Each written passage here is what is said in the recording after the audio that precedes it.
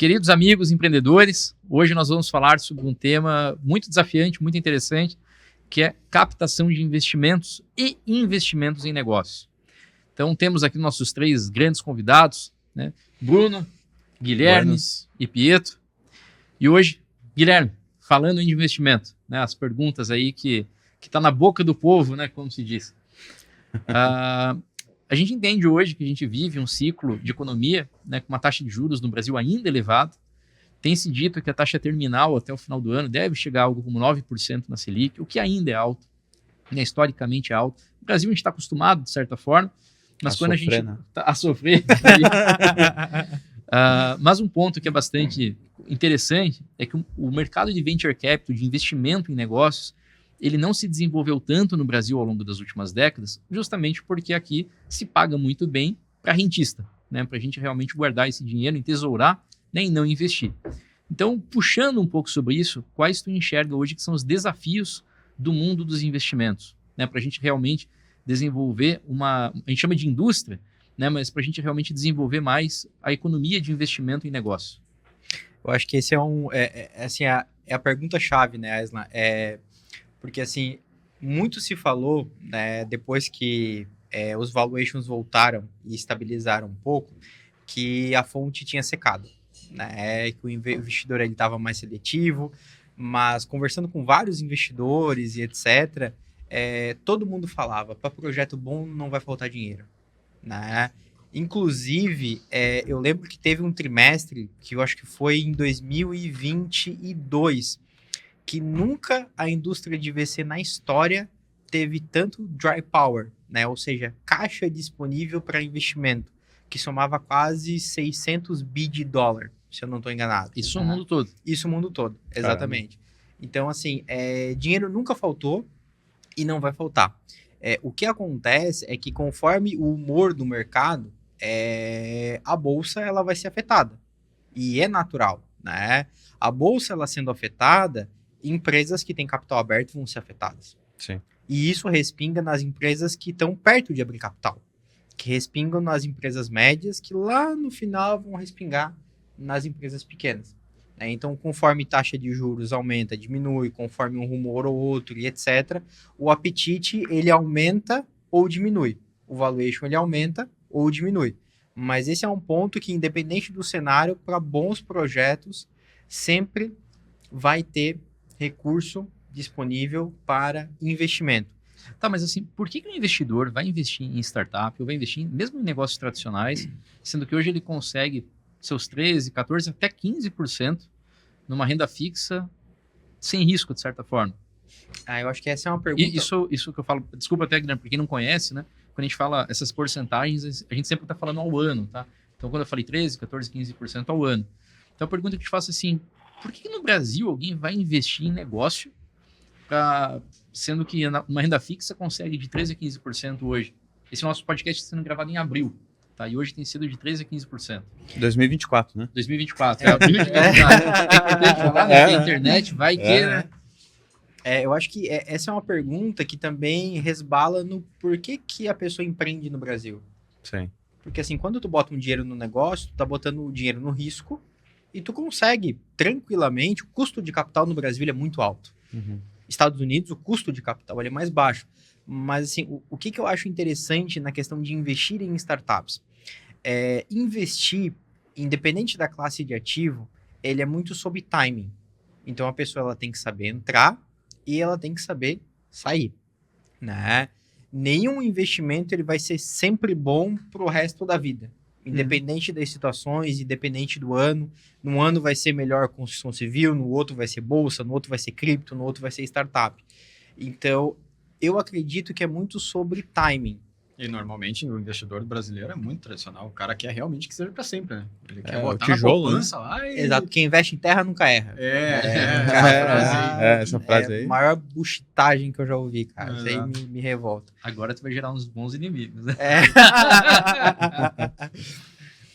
Mas eu acho que assim, o bacana da tecnologia é que tu tem um potencial de retorno escalável. A tecnologia ela tem o poder da escalabilidade.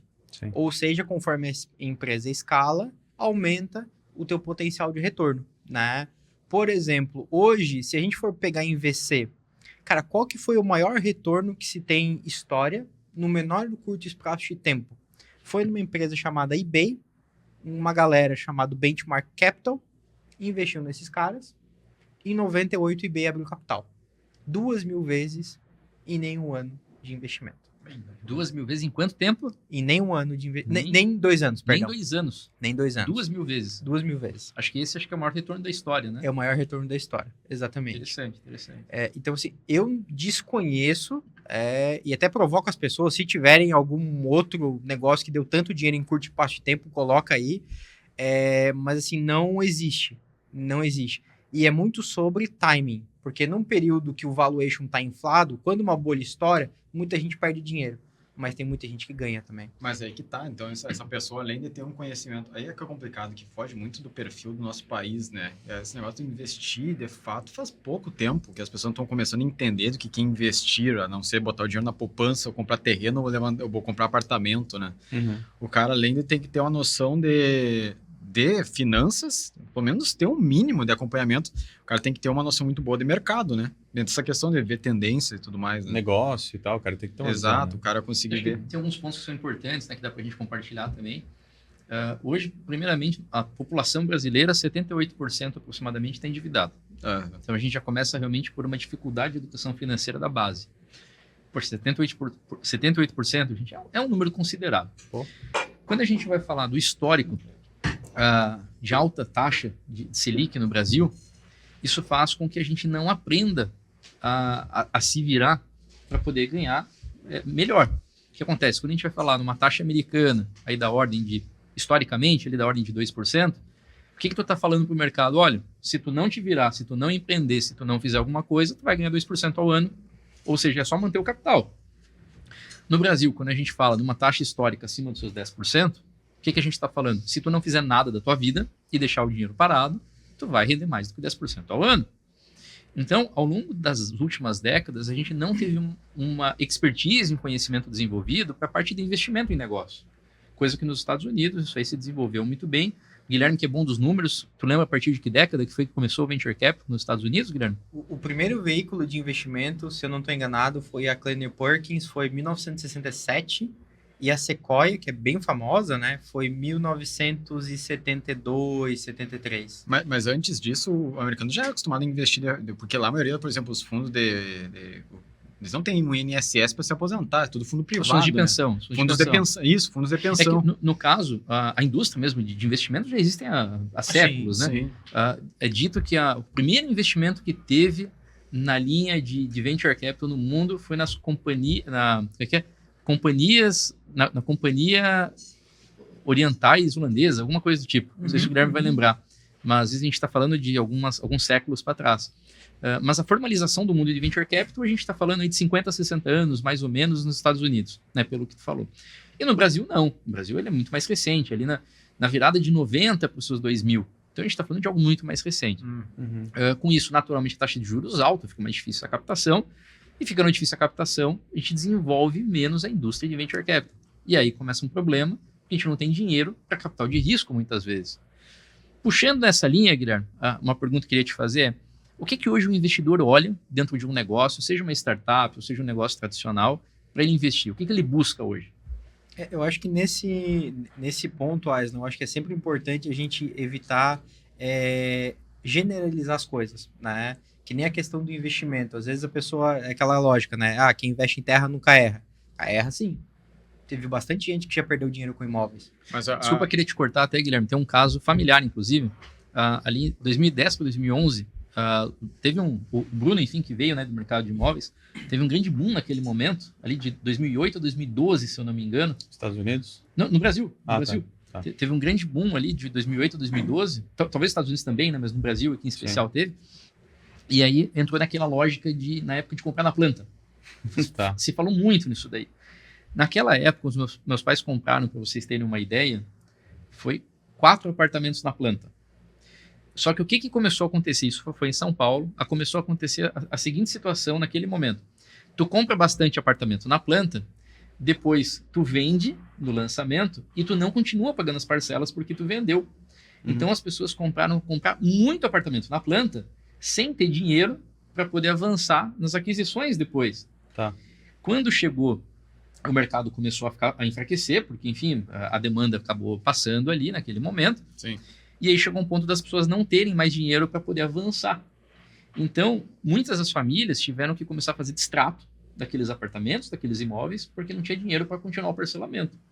Então, nesse sentido, entendo que quem compra a terra, às vezes erra, né? Eu, particularmente, no aspecto de terras, eu acho mais interessante terra voltada ou para loteamento, ou para construção vertical, né, que é mais raiz ali da coisa. Eu acho que realmente tem muita oportunidade. Ou na área de leilão também, né? Algo que é diferenciado também. Mas uma coisa que eu gosto de falar muito na parte de investimentos, Guilherme, é que o risco está atrelado ao teu conhecimento. Então, por exemplo, para uma pessoa que entende, respira o mundo das startups, é um baita negócio em termos de rentabilidade e o risco ele é minorado, porque tu entende sobre esse mundo. Exato. Uma pessoa que não entende sobre o mundo de imóveis, vai investir em imóveis, tem um potencial de errar maior do que alguém que já trabalha nesse segmento. Certeza. Então ele está muito atrelado realmente ao nível de conhecimento. Né? Exemplo disso que eu estou falando até é que na própria renda fixa existe risco da pessoa perder dinheiro. Mas como assim pode perder dinheiro? Pode. Se tu investir num pós-fixado, tu pode sofrer um negócio chamado marcação a mercado e perder dinheiro com isso. Vai. Tá, mas renda fixa não é garantido? Depende. É. Depende do Só conhecimento. que isso que é zero, mas nunca é zero, de fato, né? Dentro dessa parte mesmo que a gente falou dos imóveis, por exemplo, o cara fala, eu prefiro comprar um imóvel. Por exemplo, porque a gente fala, né? O meu pai já falou isso, o pai, você já ter ouvido falar do pai de vocês, eu comprei esse imóvel na década de 90 por 100 mil, agora vale 400, que baita negócio. Mas aí o real era $1, né? E agora quanto é que vale $1? O que tu faz com esses 400 mil? O que tu faz com esses 400 mil? Entendeu? Daí, nesse tempo todo, tipo, Se tivesse investido numa renda fixa, ia estar valendo mais. Nesse tempo todo ainda, cara, só rendeu.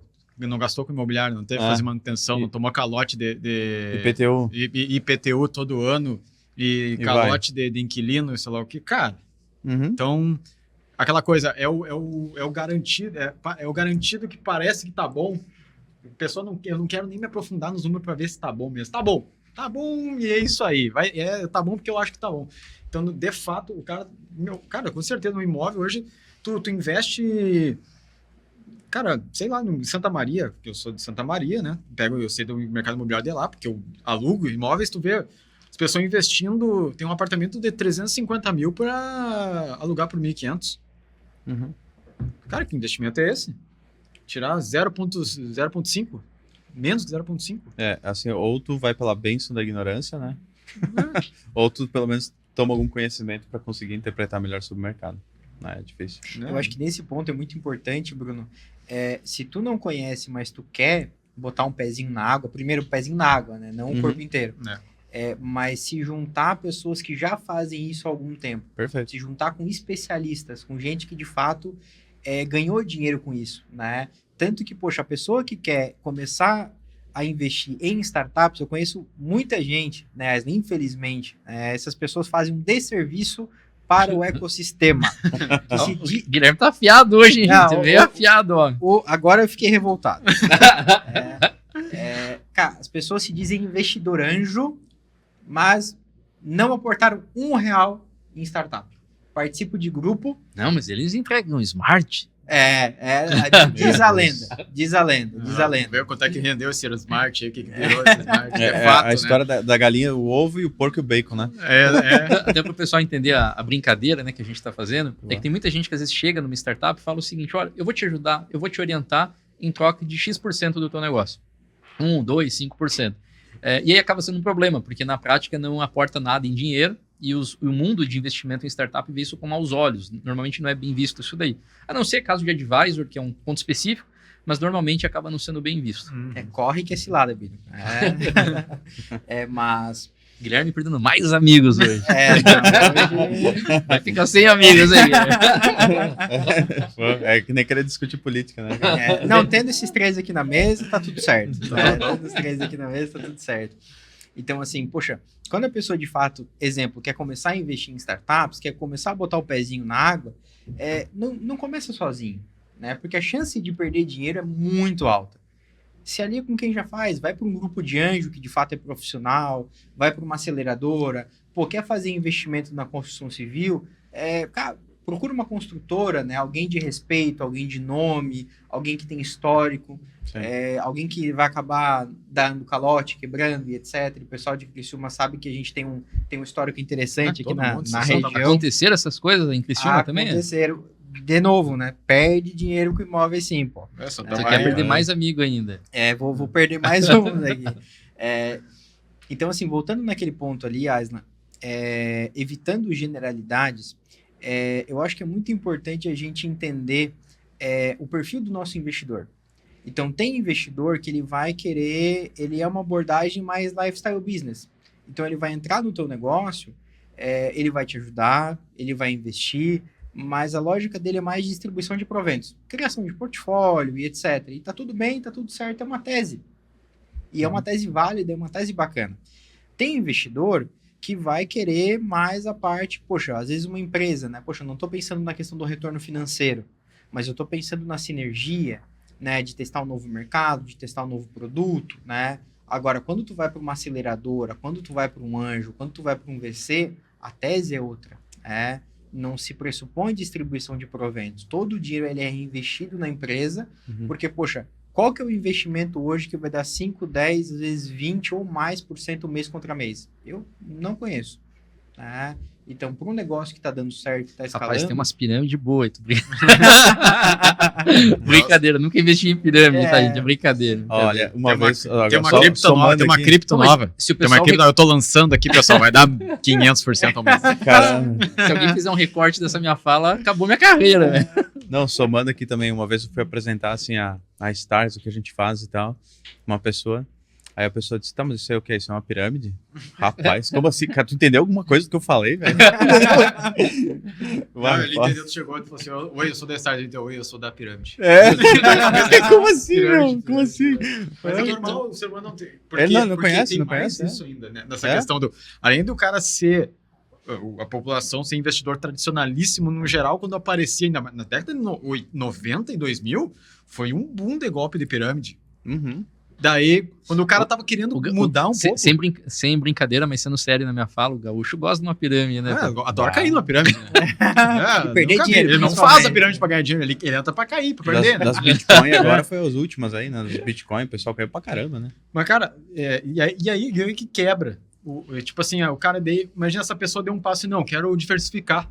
E cai numa cagada dessa. Porque daí, Brasil, né? Mas tem mais gente fazendo sacanagem do que gente fazendo esse ponto, Pedro, eu acho que é muito assertivo, porque assim, eu já vi relato de mais de uma pessoa que assim, vai atrás da manada. Então, vê um amigo ou outro ganhando dinheiro, sei lá, com cripto. Boi gordo. Você já viu? Caramba, o cara fez, sei lá, 50% no mês, caramba, eu vou lá e boto o dinheiro. Só que quando todo mundo começou a falar, cara, vai com o pé atrás. Talvez os early adopters consigam tirar um dinheiro, né? Mas se já tá famoso, quer dizer que tu já é um dos últimos. Exatamente. Teve uma vez, eu tava conversando com um cara, ele falou uma coisa antiética, mas falou. Que ele falou o seguinte, não, eu gosto de pirâmide, mas eu gosto de entrar no começo. Fala um negócio desse. Mas quanto é essa pirâmide? Um mês, tô dentro. Tá lá um ano, eu já não entro. Bom, gente, vamos voltar para assunto sério, que senão o pessoal vai achar que a gente é da bagunça também, né? Mas é que a gente tem um combinado aqui que não tem muito roteiro. É conversa de mesa, de bar, assim, para bater papo mesmo. Guilherme, fala uma coisa. O que o investidor olha em uma startup, um negócio, para investir? O que ele busca? Se eu sou uma startup hoje e quero ter o dinheiro como investidor, o que tu vai olhar? Eu acho que um ponto muito importante, pensando enquanto Stars, mas pensando em outros investidores que têm uma tese similar, primeiro, a visão do empreendedor. O sonho grande. Captar investimento é venda. Então, tu precisa vender a tua visão, o teu sonho, porque, assim, momentos difíceis vão ter. Hoje de manhã eu estava conversando com alguns sócios nossos, né? Que eles ficaram 2 anos sem salário. Sem tirar um pila.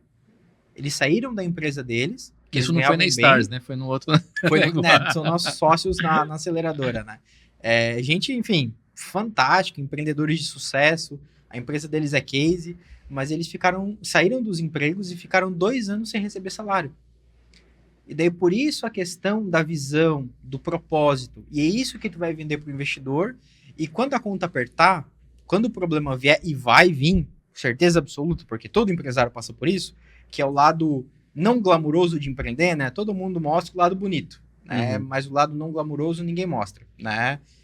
Porque é isso que vai te segurar, né? Então, acho que vender a tua visão, qual que é o teu sonho grande? E a partir disso, poxa, qual que é o teu mercado? Né? Esse teu mercado ele é grande o suficiente para permitir tu ter esse sonho grande? Porque o mercado ele é importante para te poder crescer, para te remunerar, porque tu tem um custo de oportunidade enquanto empreendedor, tu tá deixando de fazer outras coisas, ganhar dinheiro e etc. Poder remunerar o teu investidor e a tua equipe também. Né? Outro ponto, poxa, qual que é a equipe que eu tenho por trás? Essa equipe ela é uma equipe capacitada para executar esse sonho grande, né? O Jim Collins ele tem uma frase que eu gosto muito, né? Que é primeiro quem para depois o quê, né? Eu primeiro preciso de gente boa e depois com essa gente boa, cara, aí nós vamos cara, pra onde é que nós vamos? O quê, né? Então, e tem que ser um problema que dói, né? O americano ele fala o seguinte, né? E é uma tese muito válida do silício. O produto ele tem que ser 10 vezes melhor ou 10 vezes mais barato do que a concorrência, né? Para de fato motivar o cliente a ir contigo. Então, poxa, ele tem que ser um problema relevante e que doa e que as pessoas paguem por isso. O mercado tem que ser grande, tu tem que ter um sonho grande, uma visão disso muito clara para vender não só para o teu investidor, mas para os teus sócios e para os teus colaboradores, né? Porque tu realmente tá vendendo o futuro, né? Exatamente. A venda não é do agora da empresa, tu tá vendendo uma possibilidade futura. Exatamente. Então, o cara tem que ter essa visão muito bem. E não necessariamente é o melhor produto que recebe investimento. Né? Não. Esse é um ponto muito interessante pra gente ressaltar pro pessoal, porque às vezes a gente acha muito aquela questão, mas o meu produto é muito bom, né? Mas não é necessariamente o melhor que vence. Né? Esse é um ponto muito interessante. Quando a gente vai, entre aspas, para os primórdios da tecnologia, as empresas hoje que são gigantes, né? Pega Google e Facebook, o Meta, no caso, né? Tanto, o Meta, ele não foi a primeira plataforma nesse sentido. Tinha uma outra antes que eu até me esqueci o nome. MySpace. Orkut. Começa a surgir vários. Nos Estados Unidos eles competiam com o MySpace. Nos anos 2000 eles começaram, né? Era o MySpace. Aí, poxa, tu pega Meta, tu pega Google. Google não foi o primeiro buscador e nem era o melhor. Até o Yahoo, Bing, né? Exatamente. Ainda tem. Poxa, qual que foi o diferencial que os caras não tinham o melhor produto, já tinha outros no mercado, mas, poxa, hoje eles são os vencedores. Cadê o resto? Sumiu. Exato. Então, o que tu tá falando pro pessoal que tá junto com a gente aqui assistindo é que a capacidade de execução e a capacidade do time empreendedor, ela acaba sendo muito mais importante que o produto, então. Com certeza. Eu não tenho dúvida disso. E não só a capacidade do teu time, mas as pessoas, e nisso entra um investidor muito também, as pessoas que tu vai somando ao longo da trajetória do teu empreendimento. Porque, por exemplo, no Google teve um cara que foi chave, que foi o John Doerr. Né? John Doerr foi um dos caras que trabalhava basicamente.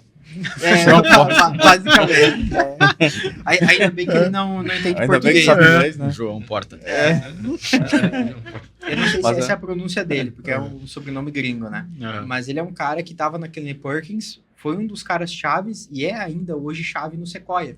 E foi ele que apostou e botou, eu acho que 10 ou 12 milhões de dólares lá no Google do início. E ele que ajudou muito na questão dos OKRs, da gestão e etc, né? Então, saber somar, não só no time, mas saber somar pessoas chaves ao longo da tua jornada, ela é fundamental para que tu possa, de fato, dar o próximo passo e conseguir chegar no sonho grande, né? Tem uma frase que eu gosto muito aí nesse sentido aí de produto, que eu acho bem legal. Não sei onde que foi que eu li, mas que o teu produto, ele não pode ser tipo uma vitamina. Né? Sabe, saiu de casa, assim, saí de casa, imagina ali, saí de casa, esqueci de tomar vitamina. Não vai voltar pra tua vitamina. Não vida. vou voltar pra tomar vitamina. Rapaz, aí chega em casa, talvez de noite, se eu lembrar, tudo vitamina, tanto faz. É uma vitamina, tá de boa.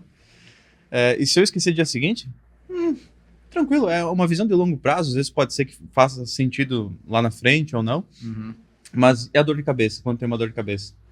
Cara, eu paro tudo que eu tenho que fazer Procura um paracetamol. para procurar um paracetamol, parar numa farmácia e comprar. Então o produto tem que ser nesse sentido. Não é verdade. Porque ele tem que ter esse casamento. Ele não pode ser uma vitamina, ele tem que ser um remédio. Na prática, Né? a gente está falando muito mais da necessidade do cliente, né? Uhum. Da necessidade das pessoas. É É aquela coisa do... se fala muito, né, no mundo das startups, no mundo dos negócios, resolver a dor, né, das pessoas. É bem aquilo, mas não é o foco no produto, mas sim no benefício. A gente tá conversando de manhã hoje, né? É bem a questão, tipo assim, quando for apresentar, tem que mostrar que o benefício é tão grande que, cara, não interessa o que é o produto. Sabe que tem um caso que eu acho muito legal, eu li num livro, achei muito bacana. O teclado que a gente utiliza para escrever, ele é chamado de QWERTY, QWERTY, porque é Q, se vocês olharem ali na ponta, ele é QWERTY. Isso. Aí fala QWERTY. QWERTY. O teclado é QWERTY. Foi apelidado de QWERTY, né, esse teclado. E aí, ali na década de 1930 para 1940, a Marinha dos Estados Unidos fez uma competição. E eles queriam fazer uma pesquisa, rodar uma pesquisa ali, para ver qual que seria, estatisticamente, o teclado mais eficiente. Claro, na época era máquina de escrever, né? Que era a máquina de escrever. Isso. E aí, eles rodaram processos estatísticos para poder ver, dado o alfabeto dos Estados Unidos, né, o alfabeto que os Estados Unidos utiliza ali, é o mesmo alfabeto que o nosso, mas digo, as palavras, Claro. qual a maior utilização e a sequência dos dedos para poder buscar a otimização. Caramba. E eles conseguiram chegar num teclado muito mais eficiente do que o QWERTY. É? Muito mais eficiente. Deu muito certo em eficiência ali, subiu mais de 50% de eficiência. Só que o problema da história é, a partir do momento que tu vai tentar colocar algo novo no mercado, ainda que um produto é melhor, ainda que mais eficiente, as pessoas que digitam já estavam acostumadas a digitar com o QWERTY. Daí a dor aquela do cara aprender um negócio novo, né? Exatamente. Bah. Por exemplo, no meu caso, quando eu era pequenininho, eu aprendi máquina de datilografia. Eu tinha umas tias, literalmente, na minha cidade, pequenininha, lá em Angatuba, foram aprender a datilografar, e aí eu pedi para meus pais para ir junto. E eu aprendi. Tanto é que hoje eu digito o teclado sem olhar. Imagina, por exemplo, para mim, hoje eu digito muito rápido. Se tu me falar um texto, Pietro, Guilherme, eu consigo digitar olhando para ti. Eu não preciso olhar o teclado. E aí imagina alguém me falar, olha, tem um jeito mais eficiente de digitar, só que tu vai ter que aprender do zero. Cara, tu tá de brincadeira. Não. Então, essa questão do produto está muito relacionado a isso. Tem a questão do hábito, né? A questão realmente da dor, né? Que tira da pessoa. É curioso. Gente, enfim, a gente está caminhando para o final, né, do nosso episódio sobre investimentos. Eu queria fazer uma última pergunta para o Guilherme, né? Uma pergunta pega fogo aí, né? Risca fogo, bem bacana. Como que, de fato, o investidor ganha dinheiro em startups? Pergunta polêmica essa aí, hein? Essa aí não tava no roteiro. Essa não estava combinada. Bom, vamos lá. Tem alguns ganhos dependendo do investidor, né? Então, por exemplo, se o investidor ele é uma corporação, não necessariamente o interesse da corporação é o ganho financeiro direto da empresa. É o ganho numa otimização, é o ganho numa parceria, são outros ganhos indiretos, né? Mas supondo que eu estou pensando só de fato financeiramente, né? Dinheiro colocado por dinheiro retornado. Bufunfa no bolso. Bufunfa no bolso, exatamente. Tem duas teses, basicamente, que a gente pode trabalhar. Uma tese é a questão do lifestyle business, que é o quê? Eu investi, eu tenho um percentual mais relevante desse negócio, e daí esse negócio ele fica grande, e chega um momento que ele vai distribuir proventos, dividendos, e eu vou me remunerar. Inclusive, investimento em startup de software, por exemplo, quando dá certo, cara, para dividendo é mumuzinho. É fantástico, porque de fato a margem líquida ela é muito alta, então se tu tem um percentual relevante do negócio, né, não 2, 3%, mas um pouquinho mais, cara, bate qualquer renda fixa aí e bota no chinelo, tranquilo. Até é legal que tem a regra dos 40, né, quando a gente fala em empresas de software, de tecnologia, que de 40% do teu faturamento, uma parte desses 40% tu deixa para investimentos e a outra é lucro. Ou seja, quando tu chega num negócio que alcança um patamar de não crescimento mais, né, já estabilizou, em teoria, mas que na prática funciona de fato, é que tu consegue chegar a uma margem de lucro de 40%. Que é algo assim inimaginável no mercado tradicional. Nossa, É impossível. É difícil. 40% hoje de linha final é Tu impossível. pega um comércio aí da vida é 10%. Depende do que, né? 5%, Exatamente. Tem coisa que é A 5%. Santa Maria, lá, acho que o estudo que fizeram, a média era 10%. Inclusive, uma vez eu falei isso para um empresário, só faltou ele me chamar de mentiroso. Essa é a bela regra dos 40. Ela é linda, a regra dos 40 é linda. Não, de fato, porque tu não tem custo de imobilizado, né?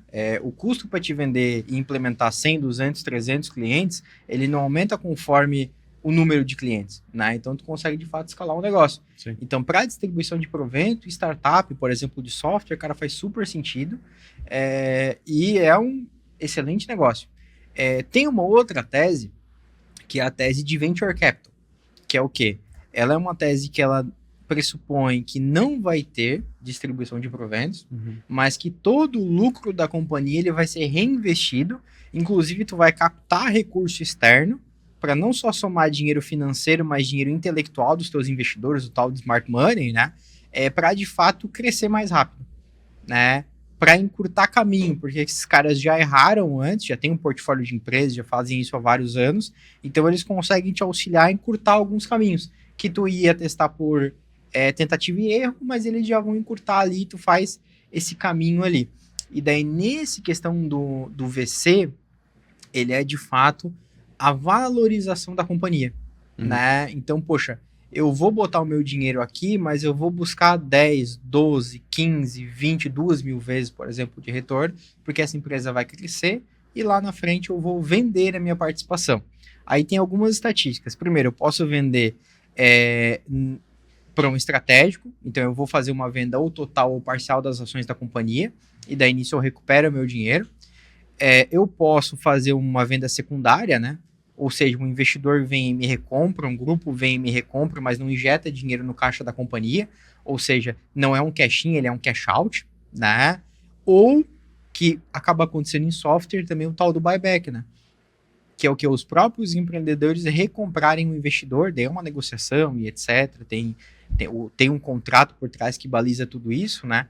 Mas que ela é uma tese mais a longo prazo.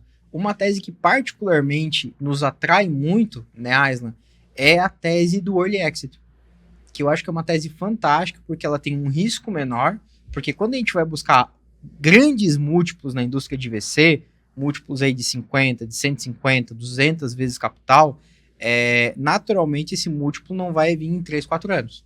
Esse múltiplo ele vai vir em 10, 12, 15 anos às vezes.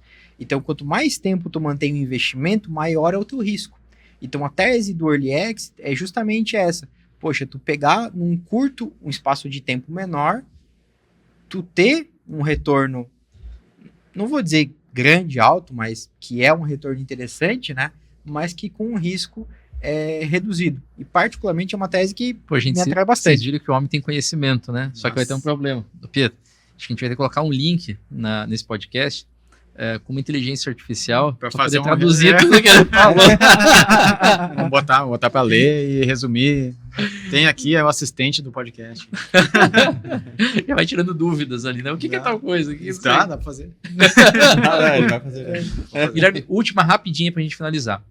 Que está muito relacionado ao que já respondeu, mas que é uma dúvida recorrente das pessoas que não conhecem esse mundo de investimento. Por que tem algumas startups que dão prejuízos milionários, né? Uber é um exemplo, e que continuam recebendo aportes, investimentos e crescendo em valuation e valor de negócio?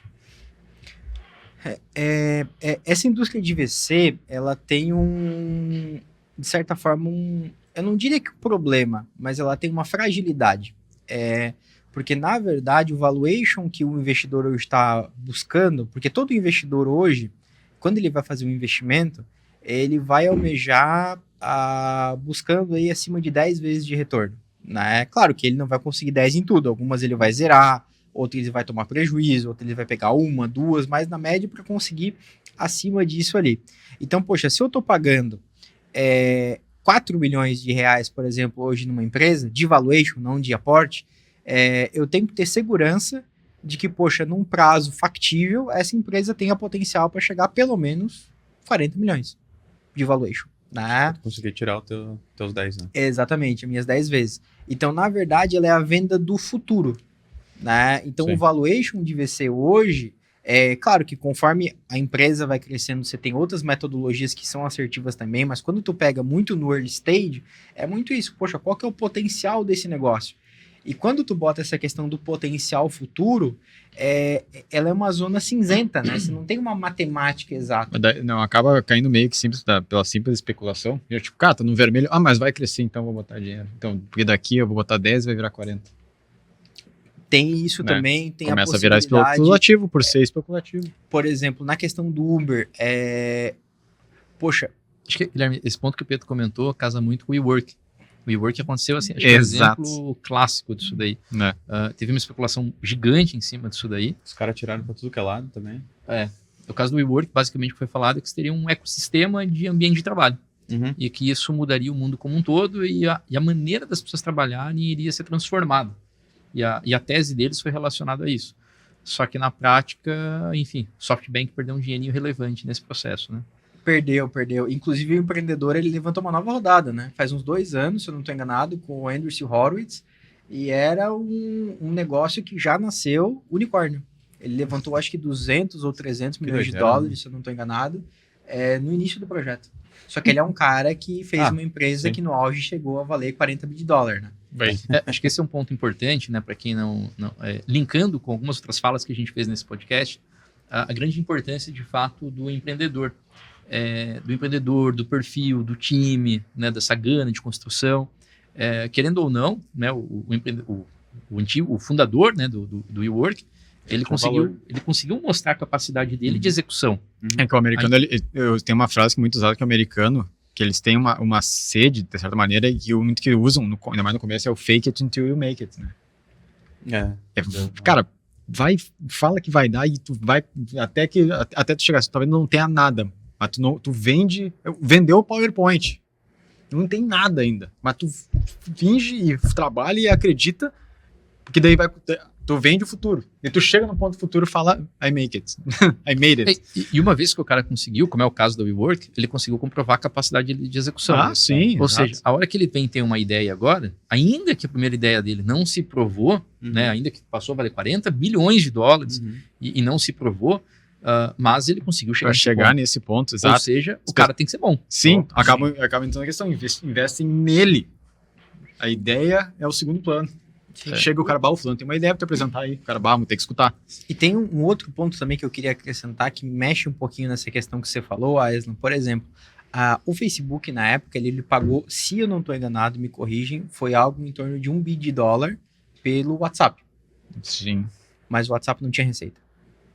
É verdade. Tu vai pagar $1 bilhão por um negócio que não tem receita? Vai tu faz valuation disso, né?